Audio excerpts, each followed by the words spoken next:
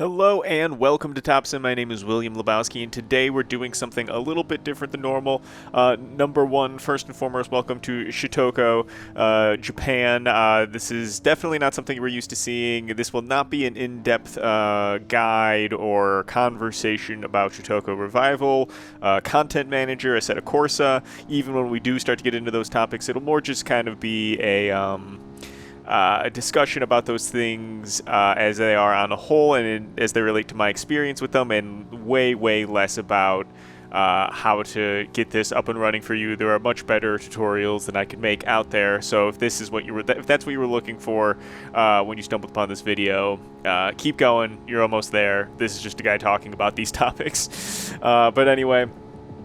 First and foremost, we've had a few different developments happen. I don't know why I said we. I've had a few different developments happen this past week that have really just kind of, or even over the past 2 weeks, that have really just kind of thrown me. And as you can see, there hasn't been as many videos on the channel this week as last week, and that's why I kind of want to just talk about those things. As you can see, I go for the block, the sunbeam, with the old hand maneuver. You can see 100% immersed at that point in time. Really feeling like I'm driving down the road, so much so I tried to block the sun with my hand. But anyway, first and foremost, I just had this weird, incredibly busy week of work, which is nothing, exciting, nothing to talk about there, except there was this one really weird interaction that I keep thinking about since it happened. But I was going downtown and I was pulling, there's 3 cars in a line. I'm the third in the line. All 3 of us are pulling up to these 2 spots that are 10-minute curbside pickup spots.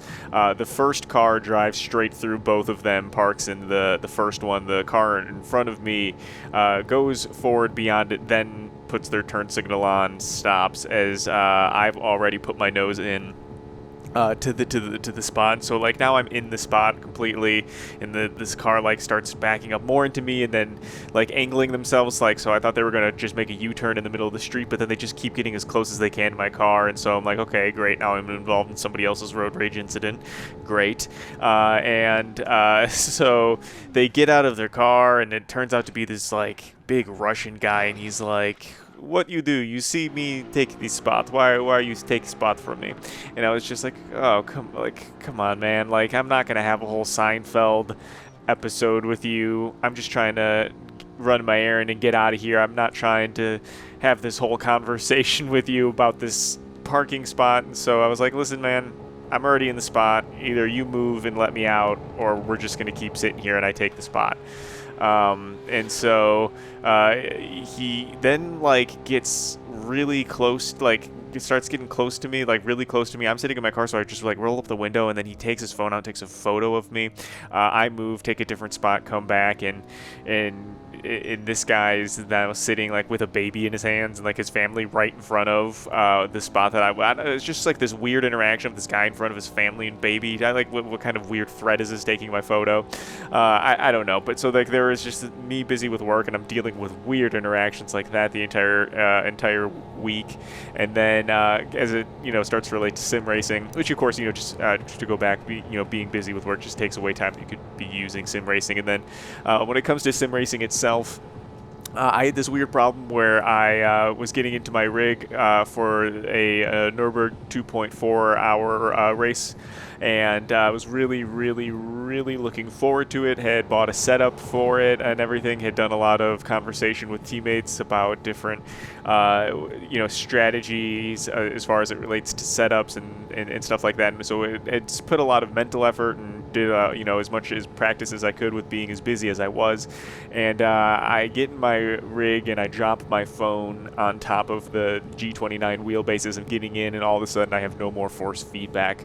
And the wheel works. It still responds to movement. It still is precise, and it's still calibrated correctly, but there's just no force feedback with the wheel, with any of the events of what's happening in front of me, even things like running into walls, nothing.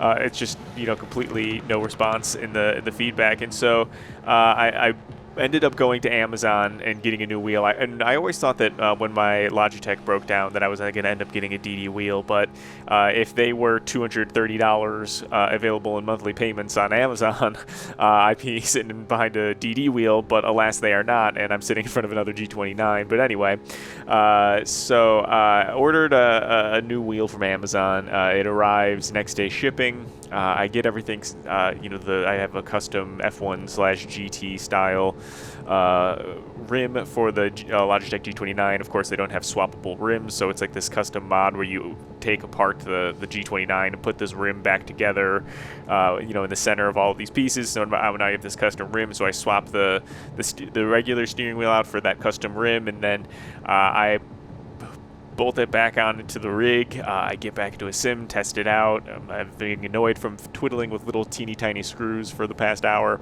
and no force feedback. And so I'm going through the Logitech G Hub settings. I'm really frustrated, because my mechanical prowess is seemingly failed, my technological prowess has seemingly failed, and so I don't know what's going on. And so finally I just think about a fresh reinstall of Logitech G Hub, and after I do that, force feedback works, and it has me wondering, was the problem not at all me dropping my phone on my wheelbase, but was it some sort of Logitech G Hub problem? So now I'm sitting in this situation of, well, do I just take the new Logitech G29 off the rig, swap the rims back, and then from there return the correct the new wheel back to Amazon? Is that something that I do now? I don't know. I have this decision to make, and knowing Amazon's return policy, I have 30 days to make this happen and make this decision. So I still have that to think about. But that's where we are at right now. It has just been a frustrating couple weeks, so I thought I would just share that in case anybody's interested in hearing 7 minutes. I hope that wasn't 7 minutes of me complaining. But anyway, this is to jump now into sim racing for the small finality of this video. This is a type of sim racing that I didn't realize was really out there. And in terms of this whole Assetto Corsa community, even though it is by far the largest in sim racing, the community aspect I was not expecting from Shutoko Revival, especially with the way that the Discord is integrated into the use of the mod, which is fantastic. You don't have to fumble around through servers or anything like that. You can directly by channel go to what you're looking for, which is amazing. Content manager, which is something that I never, historically speaking, have been able to get set up correctly. Oh, and we're already out of time. Great. But anyway, that's what I've got right now. I guess I will dive more into Assetto Corsa at a later point. You know what? We're going to put up some hot laps right now of just of just some Assetto Corsa footage. But anyway, it's something that I wasn't quite aware of what Content Manager could be. I've always had problems with in the past it never working correctly, and because of that, I've never been able to properly enjoy these modded experiences in these in Soul and Rain and day-night transitions that Assetto Corsa could offer for free. It's just something that I never actually got to put in. So the combination of the community coming together to make Content Manager actually work for me, and to be able to utilize all of the different capabilities that Assetto Corsa is really capable of doing just was not unlocked in the base version of the game.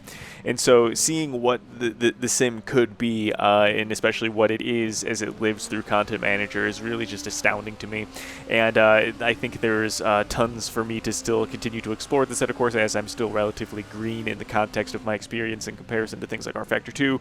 But anyway, thank you guys for watching. I do appreciate it. I am sorry if this was one of those rambles that are not necessarily appealing. I hope this wasn't just me complaining for 10 minutes. But anyway, we'll see you in the next one. I appreciate it, guys, and thanks for watching.